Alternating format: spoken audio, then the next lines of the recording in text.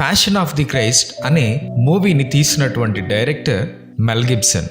అతనికున్న ఉద్దేశం ఏంటంటే యేసుక్రీస్తు ప్రభువారు పొందిన బహు భయంకరమైనటువంటి శ్రమలను ప్రజలందరికీ కళ్లకు కట్టినట్టుగా చూపించాలి అనే ఉద్దేశంతో ఆయన ఒక వ్యక్తిని ఎంపిక చేసుకున్నాడు. అతని పేరు జిమ్ క్యావిజల్.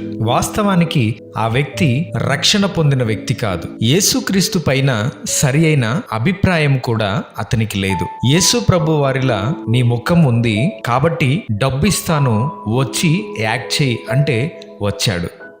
ఆ చిత్రాన్ని చాలా అద్భుతంగా చిత్రీకరిస్తున్నారు.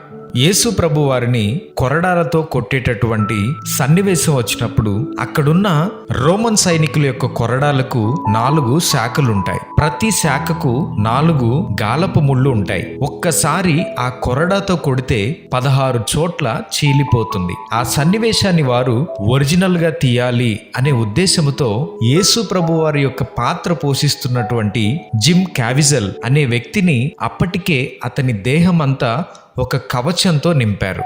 అయితే అతనిని బండకు బంధించి మొదటి దెబ్బను కొట్టారు. ఆ వ్యక్తి చాలా అద్భుతంగా ఎమోషనల్ గా నటించాడు. రెండవ దెబ్బ కొట్టారు, అదే స్పందన అతనిలో ఉంది. ఆ మూవీ తీస్తున్నటువంటి డైరెక్టర్ అనుకుంటున్నాడు చాలా అద్భుతంగా ఈ వ్యక్తి నటిస్తున్నాడు అని.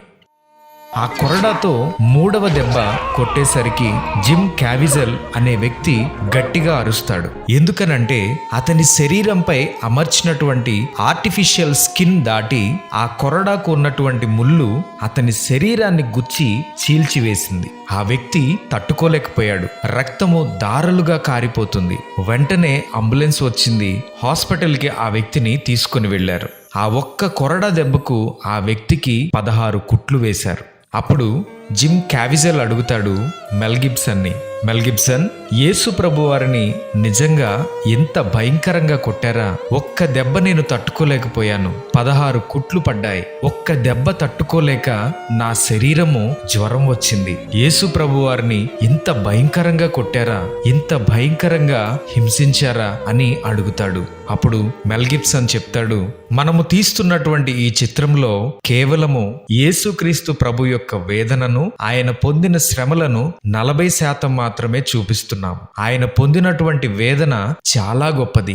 దానిని భరించటం ఎవరి తరం కాదు అని కొన్ని విషయాలు యేసుక్రీస్తు ప్రభు వారి గురించి చెప్తున్నప్పుడు హాస్పిటల్లోనే బెడ్ మీద ఉన్నటువంటి జిమ్ క్యావిజల్ అనే వ్యక్తి వెంటనే మోకాళ్ల మీద పడి ఆయనను సొంత రక్షకునిగా అంగీకరించి మారు మనసు పొందుతాడు.